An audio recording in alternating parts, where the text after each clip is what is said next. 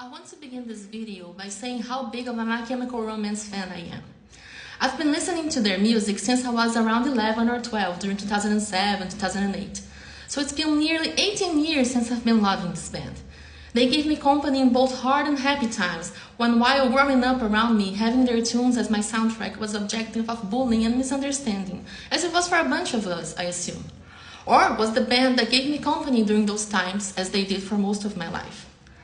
Anyways, the thing is, it's hard to be just a casual MCR fan.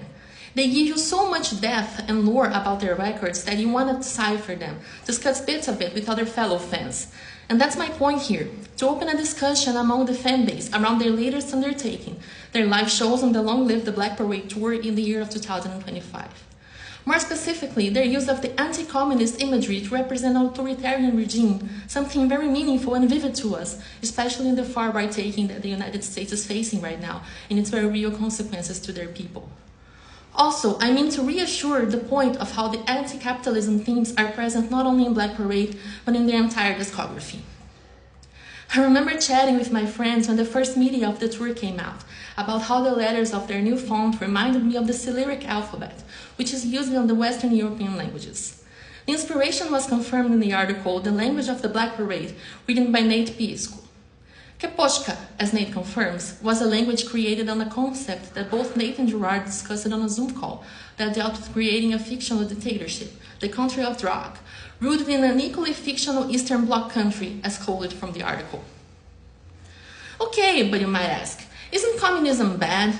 Didn't it impoverish its people, control their thoughts, or even aid their children?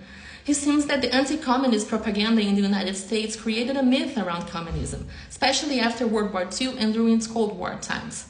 But let it be the reminder that the Red Army won the war against the Nazis, culminating in the capture of Berlin in 1945, ending the war in Europe. Communism was the one against the Nazis. The United States, after the war, gave home to a number of Nazi scientists. And if you consider the US part in financing multiple wars on countries that they want to control over, even until these days, the Eastern Bloc country allegory sounds a bit off to me. It would send a much clearer message if they chose an imagery more aligned with the nowadays references of authoritarian regimes, such as the one on USA is under right now.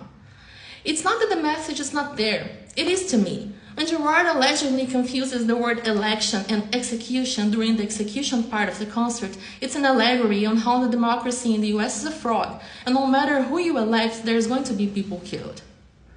Talking in numbers, US spent more than $8 trillion, according to the Brazilian journalism site Brasil de Fato, in